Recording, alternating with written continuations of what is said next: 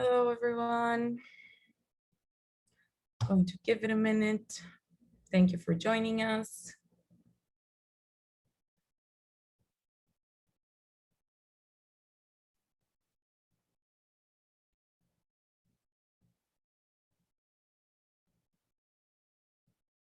Hello, welcome, everyone.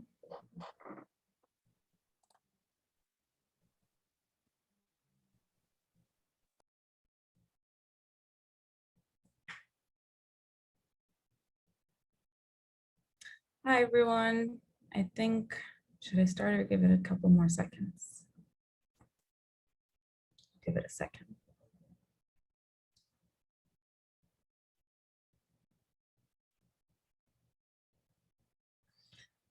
Okay, so good morning, everyone. Thank you so much for being here today. My name is Marina Martin-Zaid. I am an Education USA advisor from the Foothill office. Welcome to our first ever Education USA Brazil virtual roadshow. During this past week, we have had 30 representatives today, and today 34 with us, with panels on different topics every day. This is our second to last session. We have this one and one more today later at 2 p.m. So join us then as well. To our representatives here today, thank you so much for taking the time to be here with us.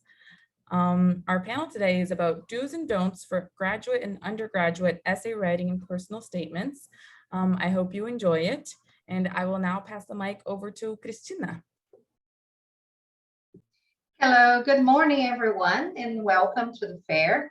Thank you very much for being here. I would like to personally thank all the representatives who have been so far with us. So today, I'm going to switch to Portuguese in just a minute. I just wanted to let you know that today we have George Mason University, Goucher College, the University of Delaware English Language Institute, and the University of Kentucky.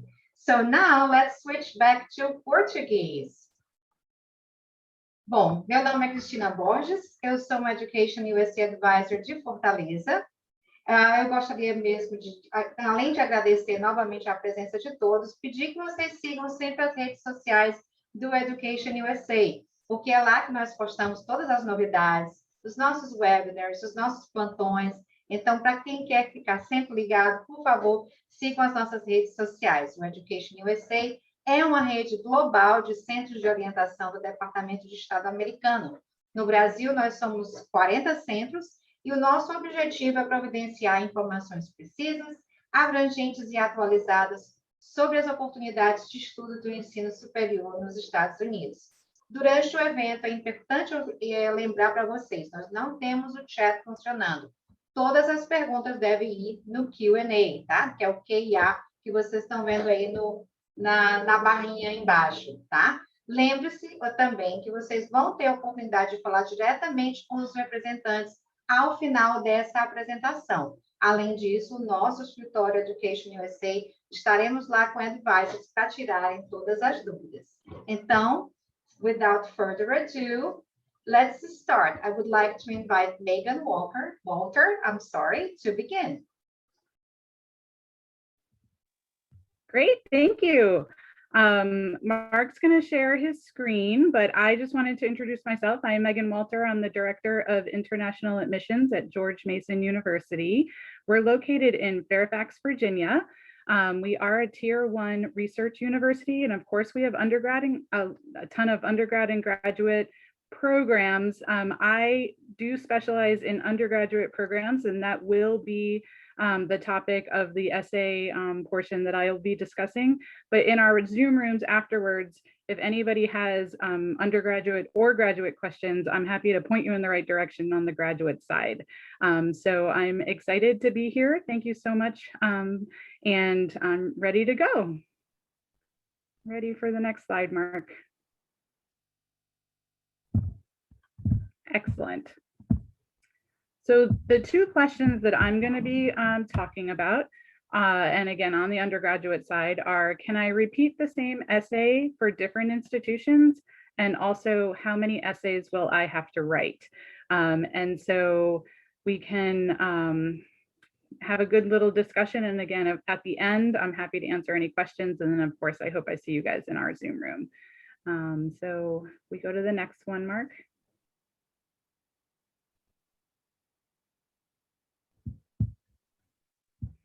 Okay, so how many essays will I have to write for my undergraduate application? So usually there will be one main question, and depending on the school, it really depends on how specific they want to get. Typically, it's going to be a pretty general question, like, tell us about yourself, or why do you want to go to college? And so any of that is pretty simple to kind of cover because you know yourself the best. But it is really, really important for you to read the essay question and make sure that you are actually addressing what the question is for each of those schools. Some of them might sound similar, but might have a slightly different twist. So you want to make sure that you read the question. At some schools, the essay actually might be optional. So at George Mason, it is optional. You don't actually have to write an essay and submit it in order for us to give you an admissions decision. But coming from the director of international admissions, I do love it when essays are included. It really helps us to get to know you, to really see if you're a good fit for the school, and really just to read about your personality and what your interests are. So even if it is optional, I always recommend to still submit something. And then also the important thing is that you want to make sure that if you're applying to any extra scholarships at the school, or if you're applying to honors college, there may be other opportunities for you to write a different essay. And so read through all of those questions and read through the entire application to know if you have to do more than one essay for each school. And when I say different, it's really important. You don't want to submit the same essay as your personal statement along with your scholarship essay, because sometimes, again, those questions might be different, but at the same time, they're often, the scholarship committee is probably going to read your personal statement and your scholarship essay at, when they're making their decision. And so you want to make sure you're giving them two different topics or information about you that they're looking for. And so it really depends on the school as to how many essays you're going to need to submit. So just make sure that you read through that application and are well aware of what they're asking. Mark, can you go to the next one? So then the next question, which ties right into how many essays you need, is can you repeat that essay? So like I mentioned on the last slide, at the same school, you do not want to repeat the essay. But if you're applying to different institutions and both of those institutions are asking very similar questions, of course you can use the same essay.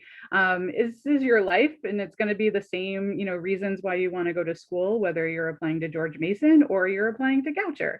And so, you can definitely read the question on the application, make sure that that is a very general question, and definitely go ahead and use that same essay. The only thing is if you're writing, my first choice school is George Mason, please don't submit that to Goucher because it does happen. You want to definitely read through each essay before you hit submit, that you are including the correct school with the correct application, because it's a really easy mistake, and we do see it all the time, unfortunately. So just be super careful, or don't include the name of the schools in your essay. And then it can be, that's one way to not make that mistake at all. So just be careful, but you can certainly use the same essay for different institutions. And then the next slide. All right, so this is my pro tip, okay? And one that I love to give to everybody, every applicant that I talk to. is to have somebody that doesn't know you very well read through your essay. And that can be that general essay that you're going to use for all your schools, just so that it's that main essay. But when they don't know you very well, so maybe like your neighbor 3 doors down or something that, of course you're friendly with, but not somebody that is your mom or your best friend, who may have actually been with you when all of your big moments happened in life or anything that you're talking about in your essay, because they'll be able to read between the lines and kind of understand your feelings in that one situation. Where the person that doesn't know you very well, they are going to be reading it similarly to the way we're reading it. So they'll be able to give you really good feedback like, I wish you had kind of given me more about this story or this part of your life, or I didn't really understand why you jumped from this topic to this topic. And so they might give you some really good, useful information to edit and add to your essay. So I wish you guys the best of luck. You can use that pro tip, undergrad or grad, and I hope to answer any questions at the end. And at the same time, I hope to see you guys in our Zoom room. So thanks for having me. And Mark's going to have the next part. So go ahead, Mark. Yes, thank you. Thank you so much, Megan. Wonderful. Well, good morning, everyone. Thank you so much for this opportunity to speak with you today. My name is Mark Little, and I'm the Assistant Director with Goucher College's Office of Global Education. Goucher College is a small, private liberal arts institution, and we're located in Baltimore, Maryland. So that's about an hour north of Washington, D.C., a little bit more than an hour north of our friends at George Mason. So we, as a liberal arts college, we're primarily undergraduate focused. And so that's what I'll primarily be speaking about today. And I was asked to address a really common question that we get when we're working in undergraduate admissions is, what if I have not had any major events happen in my life, right? So often I get questions from students that are like, I don't know what to write about. I don't think that my life is that interesting up until this point. So I wanted to kind of address a little bit about that and give you some ideas as to things that you can write about and really what the focus of and the purpose of an undergraduate essay should be. One thing that I would like to note, 2 things that I would like to note before I begin. Again, mine's going to be primarily focused on undergraduate admissions, so graduate's going to be a little bit different. And the second point is that, the really interesting thing about the United States is that we have all of these universities and they're all distinct and different. But this can be a really frustrating thing as well in the admissions process, because each institution is a little bit different in its approach. So it's important when it comes time for you to apply to universities in the United States to make sure that you do your research and that you understand, what it is that the institution is ultimately looking for. So what is the purpose of an undergraduate essay, and what should it be conveying for our students? The essay is a small yet really important part of your overall college essay. I like to say that it's kind of like the icing on the cake, right? If the cake itself it's a good cake, it's well baked, the icing really just adds to it. But the icing, if you think of a cake, it's not going to necessarily fix a bad cake, right? So you want it to really be complementary. So your essay should be complementary to your overall college application. That doesn't mean that you should just be kind of restating other things in your college application, but it should kind of complement it overall. I like to also say that this is really your opportunity for you to use your voice and for us as admissions counselors to really get to know you. So much of your college application already speaks for you. Your transcripts, right? You can't necessarily fix your grades that you're submitting. Your English proficiency tests, your letters of recommendation, these kind of speak for you. So this is your opportunity to use your voice through the college application process. I also like to say that we like it to be a little bit of a reflection of you as an individual. What are your hopes and dreams? You can talk a little bit about that. And then one thing I really like to stress with our applicants from outside of the United States is that we as universities, we read your essay within its context so that we know that the education system in Brazil and the opportunities that you have are different than what you might find in the United States or in Europe. So we read this within its context so that we try to understand you as an individual within it. So what should I write about? Again, this is a common question because so often students feel that they don't have much to write about, that their story might not be that interesting up until this point. I can tell you when I was applying to colleges, I thought I was the most boring person in the world and I had no idea what to write about, right? So this is a fairly common question. One thing I do like to stress with students is that it doesn't really need to be an action movie. It doesn't need to be the most exciting thing that we've ever read, right? Because we're reading hundreds of these, and that frankly would be a little bit exhausting as we're reading your essays and applications. One thing that I challenge students to do is to kind of think small and reflect, right? You're not trying to express your biography. You're limited in the amount of words that you can utilize in your college essay. So it's critical to kind of think small and reflect upon it. I like to say that this is only one page of your biography, and we're gonna have, if you're admitted to our institutions and you come, we're gonna have 4 years to get to know you. So just give us a little bit of an introduction, right? Give a little bit of a teaser so that we wanna continue this conversation with you over the 4 years at our institutions. As Megan noted, it's very important to understand the prompt and to follow that prompt.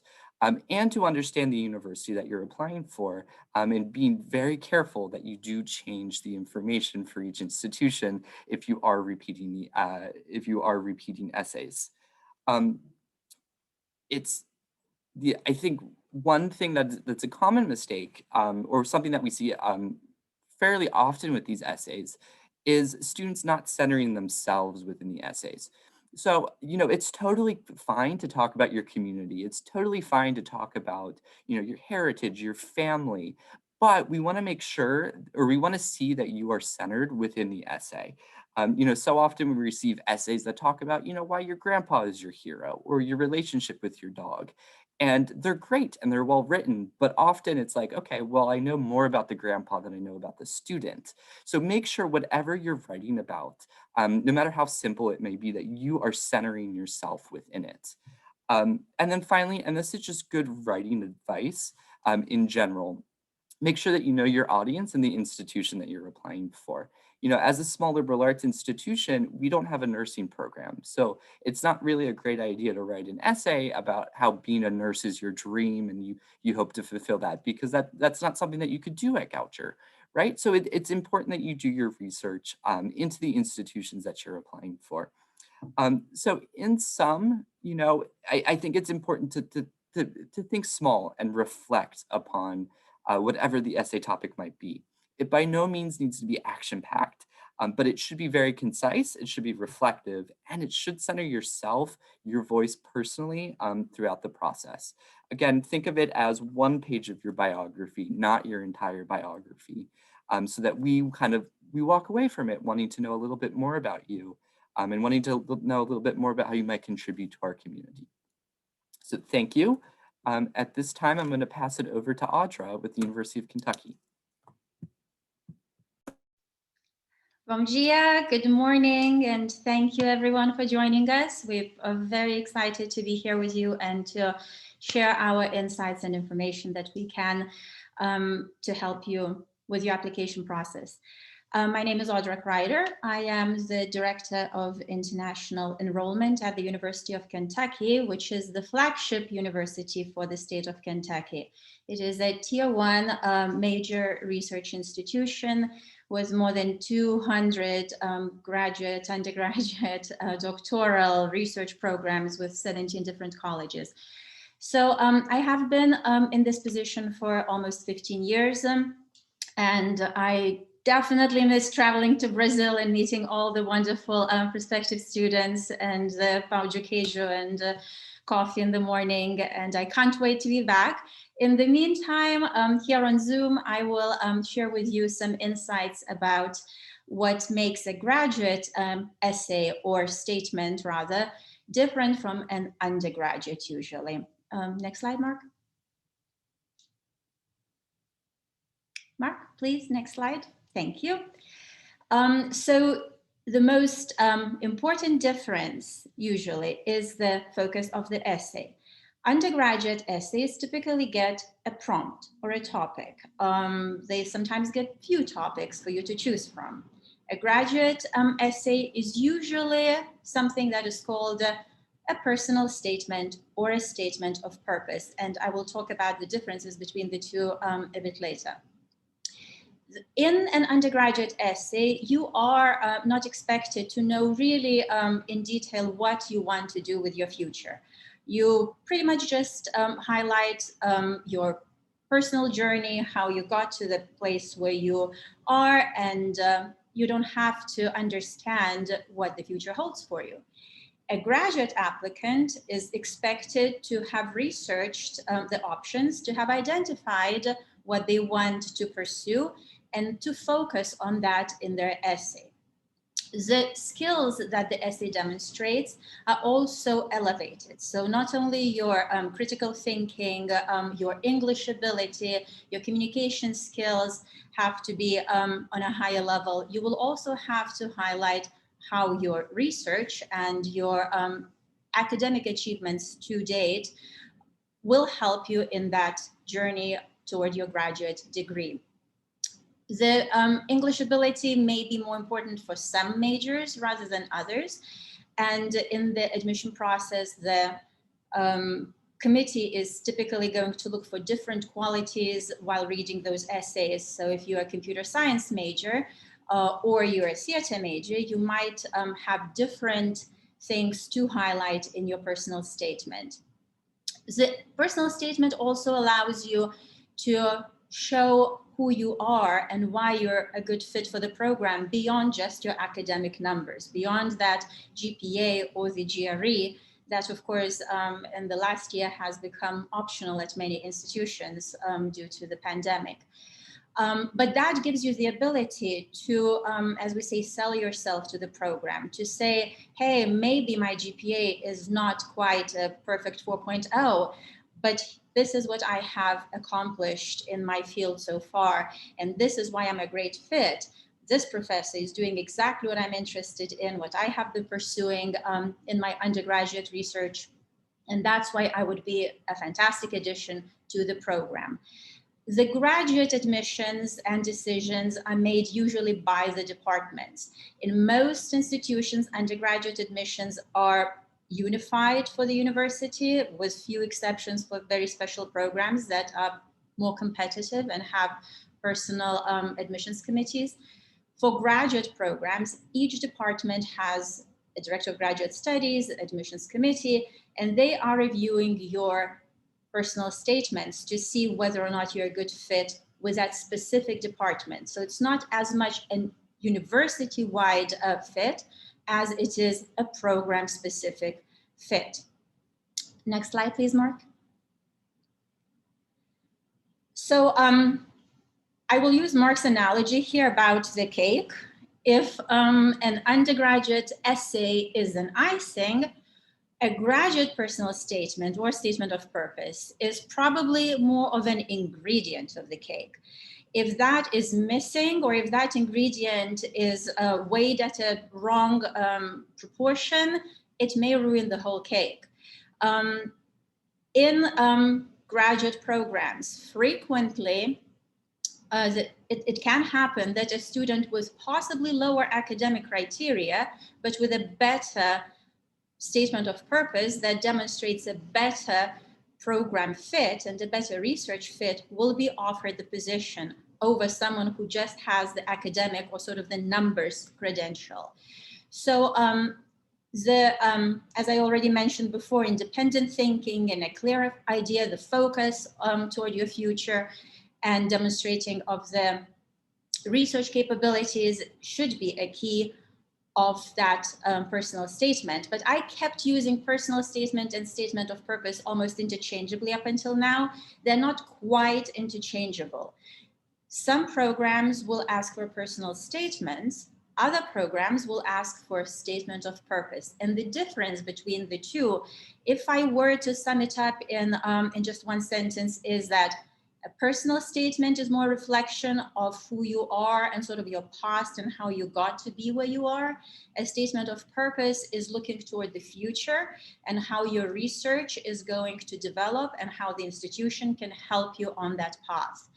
So the statement of purpose will have a much more in-depth focus on your academic background, research interests, career goals, programmatic fit, whereas a personal statement will highlight how you got to the position where you have all these skills required for you to pursue this path towards the graduate degree. The graduate students typically are expected to be able to do their research even about the program. So a lot of admission officers here know how many emails, thousands upon thousands, we get from students. And if they're an undergraduate student asking, hey, what is your English requirement, or what is your application fee? We're happy to answer that. But when a graduate student asks the exact same question, we kind of raise an eyebrow and say, hey, man, you're supposed to be able to do research, and the least you need to do is look at our website and find this piece of information.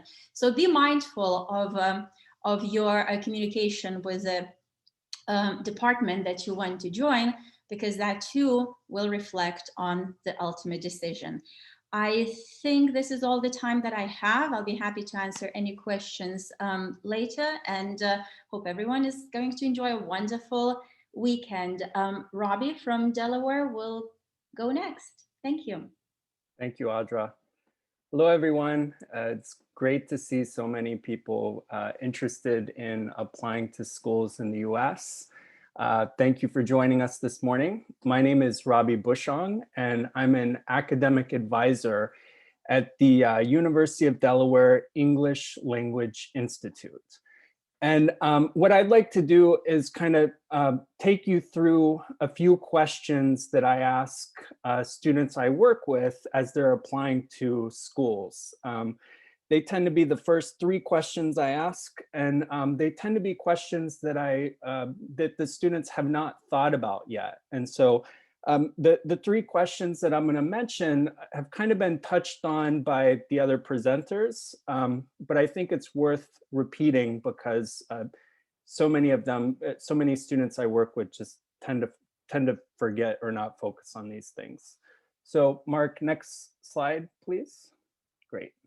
Okay, so the first question that you should ask yourself is, what are the application essay directions? And by application essay, I use that as an umbrella term for personal statement, letter of intent, statement of purpose, things Audra had talked about. And I've even found that other programs have other names for the application essay. So before you can sit down and write, you need to know exactly what to write about. And most grad programs give pretty specific directions. I've found in my experience of helping students with looking at dozens of different programs. So you should start with these directions and plan your essay from there. Oftentimes when I sit down with a student, they give me an application essay to look at. I ask, okay, well, this is great. Can you share the directions with me from the program you're applying to? And they don't know what I'm talking about. And then we have to go back. And oftentimes when we find the directions, we find that the essay that they've written does not match the directions to the program that they're applying to. So essay directions can vary widely, I've found, from program to program, especially if we're talking about the difference between like a professional program, like an MBA, a Master's of Business Administration, versus like a research program. So if you're applying to like biochemistry or something where you're going to do research, I often find that the directions are going to differ. But even within the same field, like even if you're applying to 5 different MBA programs, for example, I find that the directions can vary from institution to institution. And I've interviewed some grad admissions officers at my university, 4 or 5 from, across campus, from physics, from our MBA program, and a couple others. And they all told me that one of their red flags, one of their don'ts, one of the things they don't like to see is an essay that does not respond to the directions that, that they've provided. So we'll go ahead and move on now to the second question. And again, this has been touched on before. In fact, I like the way Mark said it earlier. He said to know your audience, which kind of actually summarizes all 3 of these questions. The next question, though, is about what program attributes align with your goal. So in other words, how are you in the program a good fit? And Audra talked about this as being essentially a distinguishing factor, one of the distinguishing factors between a grad essay and an undergrad essay, that you're looking to research the program before you apply to it, and also have a very clear understanding of what that program will offer you and how those things will help you to reach your goals. So before writing your essay, you need to learn as much as possible about the program, and then think about how the program will help you. So, I've worked with a student, for example, who was looking to apply for a master's in science in nuclear engineering. And there are quite a few nuclear engineering programs we found that could potentially fit, we thought. But then she wanted to dig a little bit deeper, and she wanted a research area of waste management specifically. And so, that took diving deeper into the website and oftentimes learning about the professors and what the professors' research interests were. So, in order to really do a deep dive and learn as much as you can, I suggest that, you take a look at the courses, the syllabi, if possible, which are often available, I find, professor bios, research areas, facilities. You can also submit an inquiry to the program. Some programs have information sessions that you can attend to learn more about, and really be as comprehensive and thorough as you can. So it goes back to what Audra said about your grad students. So the expectation is that you can do research, and then that research should be reflected in your essay. So once you've done that, then I would say you can move on and start planning your essay. And that leads to the third question: what actions will you take in your essay? So at the University of Delaware, we've designed a course to help students apply to grad school. And it's one of the things I'd like to share with you all if you come to attend my breakout room. And one of the things that we talk about in our course are 9 possible actions that you can take in your essay, depending on the first 2 questions, depending on the directions, and depending on how the program fits your goals. So a couple possible actions would be introducing yourself as a future scholar or researcher. Another one might be persuading the reader that you have a passion for the field of study. And then we have 7 others that we teach as well. So you'll want to, think about how you will convey all the actions that you've come up with, and organize that and plan that into your essay. All right, so next slide. So I mentioned that the UD ELI does have an online course that we're offering. It's a 4-week course that you can begin and end at any time. And in this course, we provide individualized feedback on your application essay. We also provide 3 one-to-one consultations with an academic advisor. We get insider tips from UD grad admissions officers. So earlier I mentioned that I interviewed several admissions officers across campus. We've recorded those interviews and provide those as part of the course. And in addition to focusing on the application essay, we help you with things like finding suitable programs, seeking funding, contacting programs and professors, and basically everything else you need to do in order to apply to grad school. So if you're interested in learning more about either the course or writing your grad essay, then I'd be happy to talk to you in the breakout room or answer questions. At this point, I think I'll turn things over to Christina for Q&A. Thank you. Thank you so much for a very thorough presentation. Thank you, Robbie, Megan, Audra, and Mark. It was wonderful. I love writing myself, and I do give advice to the students about writing. And I was just, nodding my head at everything you said because it was a very thorough presentation. Thank you. We do have some questions, so let me just get them. Just a second, please.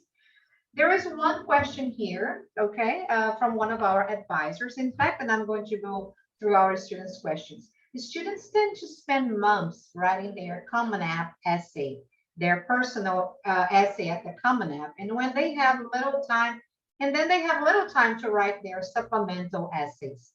Would you like to share any tips or how to balance your Common App and supplementary essays? This is an open question. Either one of you can answer, or all of you can. Just go ahead. I think it's important to spend a long time on your Common App essay because that is going to be the main essay that the schools are going to read.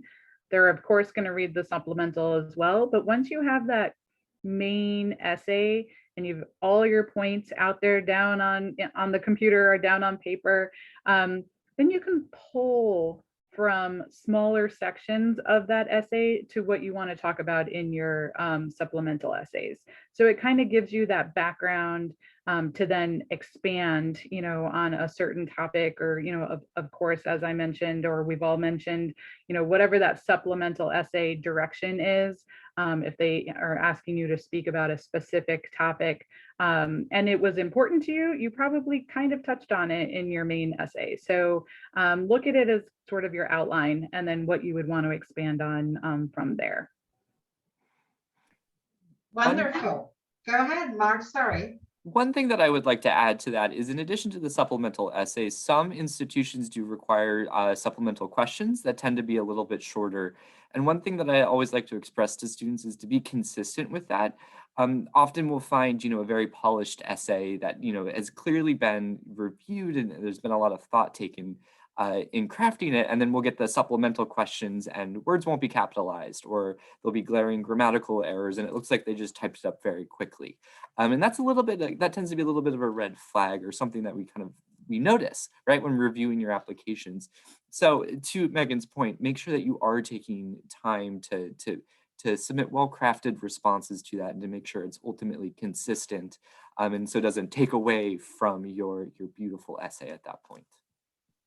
And I will add one last little point, do not repeat what was in the main essay in your supplementary essays.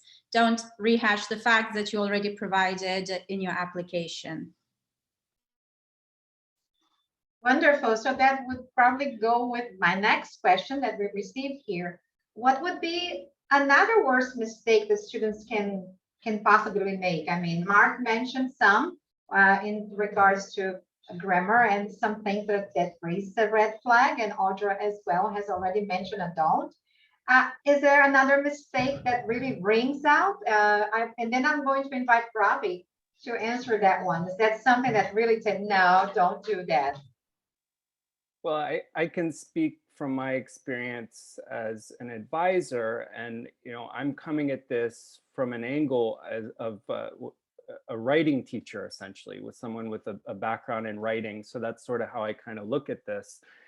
And one of the things that I notice quite often is a lack of cohesion between ideas. So what I mean by that is, there might be one paragraph where the student introduces themselves, and then from that next paragraph, they move, or they, I guess a better word would be jump to a completely different topic where they're talking about, something that they, like a career with no connection, no transition to really tie those ideas together. So, one of the things that I teach in the course and I teach in writing is something called old to new or known to new information. And the concept is that you start each sentence with information that you've already talked about. So it could be a pronoun that refers back to a noun in the previous sentence. And then you end each sentence with new information. And so that way you're kind of, each sentence is linked together. And you can do this to a certain extent, paragraph to paragraph as well. So one of the things I work with students on quite frequently is this idea of cohesion and connecting their ideas together. Wonderful. I have another question here regarding. Can I add one more thing onto that? That Robbie's point is very, very good. Definitely work on that. But my suggestion is also don't reiterate your resume. This is an essay and a story that we want to hear. We already also have your resume and we can see all of your experiences. So we, make sure that they're kind of two different things.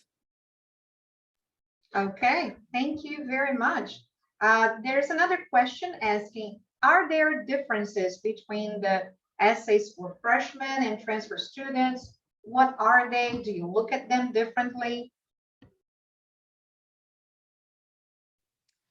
Well, it depends. Many institutions, it depends is a lot of times the answer. Many institutions will not ask for transfer essays since transfer student common application is slightly different. However, a transfer student essay is still the same prompt. They will still have a prompt. It's still not going to be a research personal statement or statement of purpose. If the prompt is very vague, they may want to express the reason for them to transfer to a different institution. And that's, it's understandable if they're coming from a different country, but when they're transferring from one university in the United States to another, maybe a more competitive institution, that's where it might be important to highlight what motivation they have to do that. Oh, sorry. I was for some time I wasn't able to unmute myself. Another question that we have here is how far, I mean, I know that Mark tackled on that a little bit on when he mentioned that it's nice to see that you can actually see and perceive when an essay has been very polished and rewritten and reread, and how far should the student go? Should he actually, just get a review from a peer, or of course someone the way that you mentioned, not a best friend, not a family member, but maybe just a peer? Or should he have like, no, Christina, I think it's nice when a specialist comes in and takes a look and tries to help the student? How do you feel about that? If I may speak, Sure.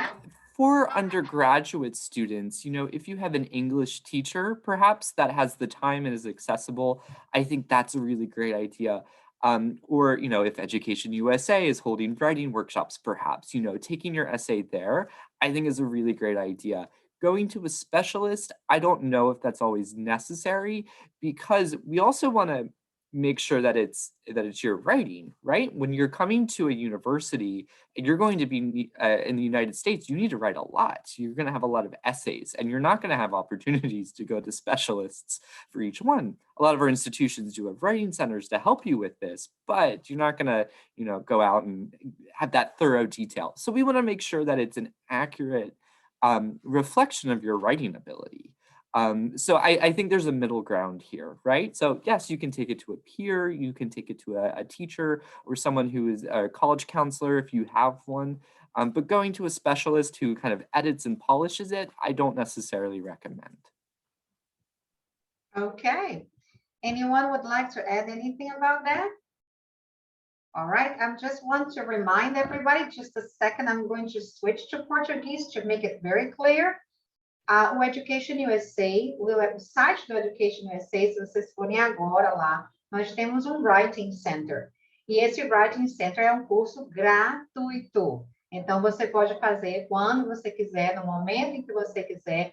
Por favor, se inscrevam. Nós temos muitas coisas que são excelentes. Inclusive, tem uma parte para LLM e tem uma parte para MBA. Então, aproveitem. Está lá no nosso site do Education USA. Now, going back to English and taking out for the, I think it's the final question. If there is any other, just send me. I would like from each one of you, okay?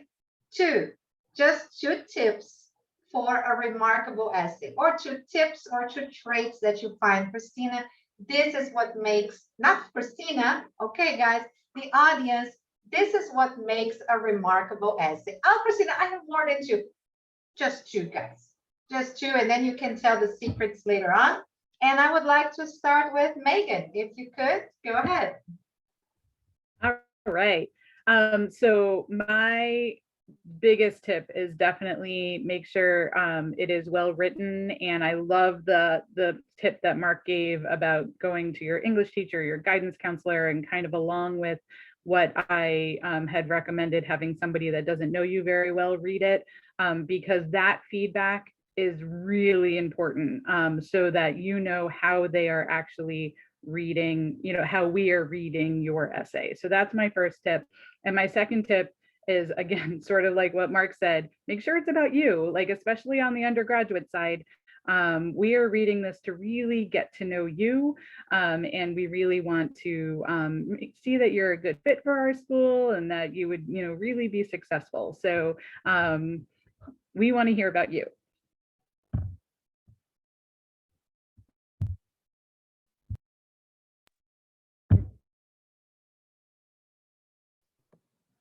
I'm happy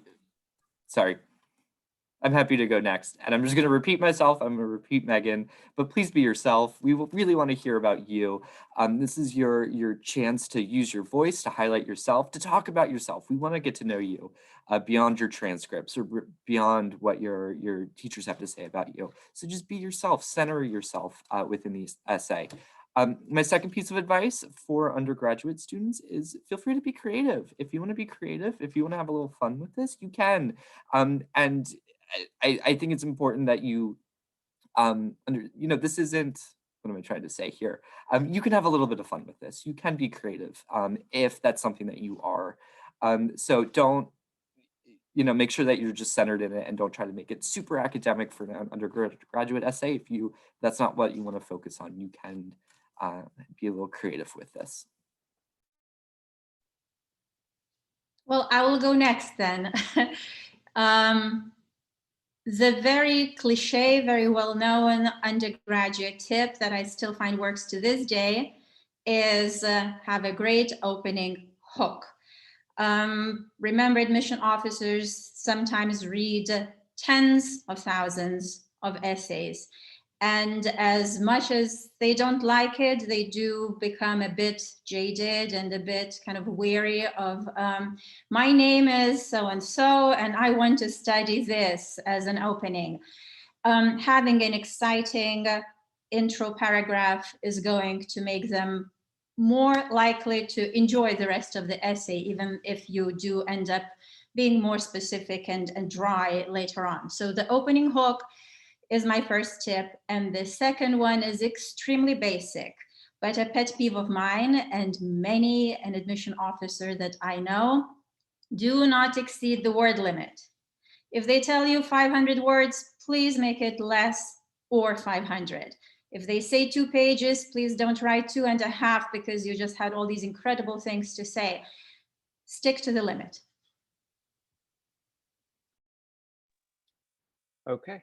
And thank you. I'll go next. So the 2 tips that I have will be a repetition of what's already been said, but really, yeah, help the committee get to know you. For grad school, it should be as a professional. So I should walk away from the essay having a sense of who you are. One recommendation I've read before for students after they've written their essay is give it to someone who doesn't know you. Give the essay to someone who doesn't know you very well, and then ask them after they read the essay, based on the essay, who do you think I am? What do you understand about me? Now in the grad school, this would be more about you as a professional and your professional goals or your goals as a researcher, right? For undergrad, that might be different. The second point I want to make is about editing for cohesion. So keep cohesion in mind. Make sure that your ideas connect together. Wonderful. I think those are wonderful tips. So we're coming to an end now. I just wanted to make sure that you all know that at Education USA, this is for Brazilian students. We do have, I wouldn't call it a service, but it's one of our roles is also to not just to offer information, but to help you make the best application possible. And we do have our review of personal essays and graduate essays as well. Thank you very much. I'm now going to hand it over to Marina because I think she has some important announcements. Thank you very much. It has been wonderful. Cris, obrigada. Antes da Marina entrar, eu só queria falar uma coisinha, gente. Bom dia, meu nome é Simone Ferreira, sou orientadora do EducationUSA, responsável pelo escritório do Rio de Janeiro. Também falar só sobre o Essay Writing Resource Center, que é uma plataforma totalmente gratuita que a gente colocou aqui para vocês. E essa plataforma foi criada através de um trabalho que nós fizemos com uma English Specialist, Departamento de Estado americano, e nós colocamos informações nessa plataforma como se fosse um curso, na verdade é um curso, né? Então são 9 módulos, e nesses módulos tem vários tipos de informação. Então, por exemplo, como escrever um personal statement, como escrever um essay dos diferentes tipos de essays, porque quando você se candidata para uma universidade, você vai ter vários tipos diferentes de redações, então nós estamos colocando isso tudo lá. Por exemplo, o pessoal que quer fazer LLM, por exemplo, né, um mestrado em Direito, também vai ter um capítulo dando informações e ajudando as pessoas a melhorarem a escrita para esses essays específicos para LLM. Então, assim, tem várias informações, um universo de informações muito grandes, né, que nós colocamos ali e é totalmente gratuito, tá bom? A gente, daqui a pouquinho, nós vamos para as salas das universidades e para a sala do EducationUSA e a gente vai continuar essa conversa lá. Obrigada, gente. Obrigada, Simone. So I just want to thank you guys for your presentation. It was amazing. These tips are spectacular. I am so glad that this is being recorded and will be available for everyone on YouTube later because it has just been really great. So now I'm going to put your Zoom links in the chat and then you can leave the webinar and open those rooms and prepare yourselves. I think the students have had a great time and they're really excited to talk to you. So thank you so much for being here today. Pessoal, eu vou colocar os links agora aqui no chat. Os representantes vão abrir as salas deles no Zoom e aí vocês podem ir lá falar com eles diretamente, tá bom? Eu vou deixar o webinar aqui aberto um tempinho para vocês pegarem os links, copiarem, colarem